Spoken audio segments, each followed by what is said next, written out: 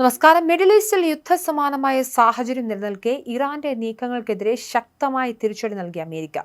തന്ത്രപ്രധാനമായ ഹോർമൂസ് കടലിടുക്കിൽ മൈനുകൾ സ്ഥാപിക്കാൻ ശ്രമിച്ച ഇറാന്റെ 16 കപ്പലുകൾ US സൈന്യം തകർത്തു. ഇതിന്റെ ദൃശ്യങ്ങളും അമേരിക്കൻ പ്രതിരോധ മന്ത്രാലയം പുറത്തുവിട്ടിട്ടുണ്ട്. ഹോർമൂസ് കടലിടുക്കിൽ മൈനുകൾ നിക്ഷേപിക്കുന്നത് ഗുരുതരമായ പ്രത്യാഘാതങ്ങൾ ഉണ്ടാക്കുമെന്ന് പ്രസിഡന്റ് ട്രംപ് നേരത്തെ മുന്നറിയിപ്പ് നൽകിയിരുന്നു. തന്ത്രപ്രധാനമായ ഹോർമൂസ് കടലിടുക്കിൽ മൈനുകൾ നിക്ഷേപിക്കാനുള്ള ഇറാന്റെ ശ്രമങ്ങളെ അമേരിക്കൻ നാവികസേന ശക്തമായി പ്രതിരോധിച്ചതായാണ് വിവരം. രാജ്യാന്തര കപ്പൽപാത തടസ്സപ്പെടുത്തുവാനും ആഗോള എണ്ണ വിപണിയെ ബാധിക്കാനും ലക്ഷ്യമിട്ടുള്ള ഇറാന്റെ നീക്കങ്ങളെയാണ് തങ്ങളുടെ അത്യാധുനിക പ്രതിരോധ സംവിധാനങ്ങൾ ഉപയോഗിച്ച് US പരാജയപ്പെടുത്തിയത്. ഈ നടപടിയിൽ ഇറാന്റെ 16 കപ്പലുകൾ തകർത്തതായും അവയുടെ ദൃശ്യങ്ങൾ പെന്റഗൺ പുറത്തുവിട്ടതായും റിപ്പോർട്ടുകളിലുണ്ട്. ഹോർമൂസ് കടലിടുക്കിലെ സുരക്ഷാ ഭീഷണി മുൻകൂട്ടി കണ്ട് പ്രസിഡന്റ് ട്രംപ് നൽകിയ കർശന മുന്നറിയിപ്പിന് പിന്നാലെയാണ് ഈ സൈനിക നടപടി. അതിനിടെ ഇറാന്റെ നഗരമായ ഇസ്ഫഹാനിലെ റഷ്യൻ കോൺസുലേറ്റിന് നേരെ ഉണ്ടായ ആക്രമണം നയതന്ത്ര തലത്തിൽ വലിയ പ്രതിഷേധത്തിന് കാരണമായിട്ടുണ്ട്. ആക്രമണത്തിൽ കോൺസുലേറ്റ് കെട്ടിടത്തിന് കേടുപാടുകൾ സംഭവിച്ചെങ്കിലും ആർക്കും പരിക്കേറ്റതായി റിപ്പോർട്ടില്ല. ഈ സംഭവത്തെ രാജ്യാന്തര നിയമങ്ങളുടെ നഗ്നമായ ലംഘനമെന്നാണ് റഷ്യൻ വിദേശകാര്യ മന്ത്രാലയം വിശേഷിപ്പിച്ചത്. മേഖലയിലെ സംഘർഷം മൂന്നാമതൊരു രാജ്യത്തിന്റെ നയതന്ത്ര കാര്യാലയത്തെ ബാധിച്ചത് സ്ഥിതിഗതികൾ കൂടുതൽ സങ്കീർണമാക്കുന്നു. ഇറാനുമായുള്ള നേരിട്ടുള്ള ഏറ്റുമുട്ടലുകളിൽ ഇതുവരെ ഏകദേശം 150 US സൈനികർക്ക് പരിക്കേറ്റതായാണ് വാർത്താ ഏജൻസിയായ റോയിറ്റേഴ്സ് പുറത്തുവിട്ട പുതിയ കണക്കുകൾ വ്യക്തമാക്കുന്നത്. നേരത്തെ 8 പേർക്ക് മാത്രമേ പരിക്കേറ്റിട്ടുള്ളൂ എന്നായിരുന്നു പെന്റഗണിന്റെ ഔദ്യോഗിക വിശദീകരണം.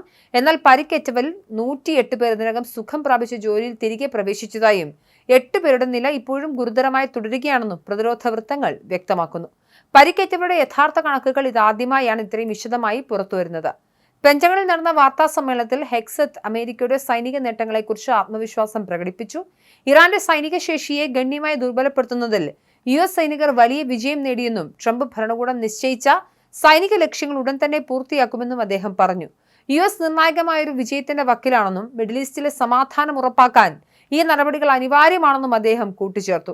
എന്താണ് ഇനി കടലിൽ മൈനുകൾ നിക്ഷേപിക്കുന്നത് എന്ന രീതി നോക്കാം. എങ്ങനെയാണ് മൈനുകൾ കടലിൽ നിക്ഷേപിക്കുന്നതെന്ന് അറിയേണ്ടതുണ്ട്. കടൽ ഉപരിതലത്തിലൂടെയുള്ള കപ്പലുകളുടെ സഞ്ചാരം തടസ്സപ്പെടുത്തുന്നതിനോ അവയെ തകർക്കുന്നതിനോ വേണ്ടി മൈൻ ലെയറുകൾ എന്ന് വിളിക്കപ്പെടുന്ന പ്രത്യേക യുദ്ധക്കപ്പലുകളാണ് പ്രധാനമായും ഉപയോഗിക്കുന്നത്.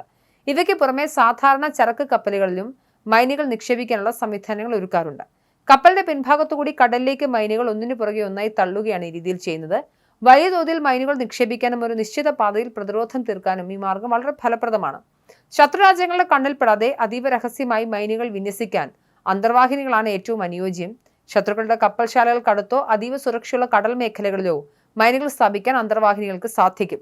സാധാരണയായി ടോർപിഡോകൾ വിക്ഷേപിക്കുന്ന ട്യൂബുകൾ വഴിയാണ് മൈനുകൾ പുറത്തേക്ക് വിടുന്നത്. പുറം ലോകം അറിയാതെ യുദ്ധതന്ത്രങ്ങൾ നടപ്പിലാക്കാൻ ഈ രീതി സൈന്യത്തെ സഹായിക്കും.